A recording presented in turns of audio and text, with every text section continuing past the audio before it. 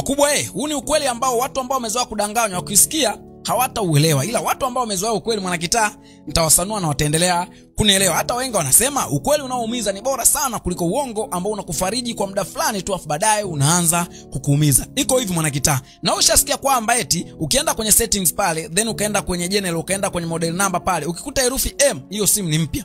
Ukikuta F, hiyo simu ni refurb. Na sijui ukikuta P, kila mtu anaongea maneno ambayo anayajua yeye. Mimi naweza nikasema hakuna taarifa za ukweli zinazohusu hivyo. Nataka nikuulize tu watu wa Mwanakitaa. Kwa hiyo leo hii ukikutana na iPhone X imeanzia na M pale, ni mpya.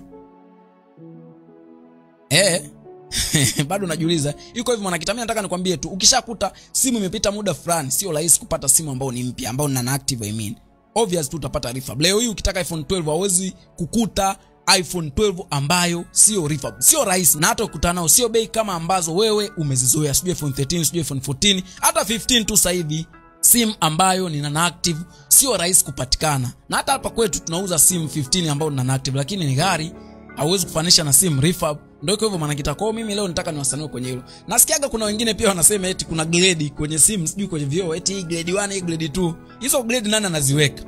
Na zinapewa hizo grade kulingana na nini?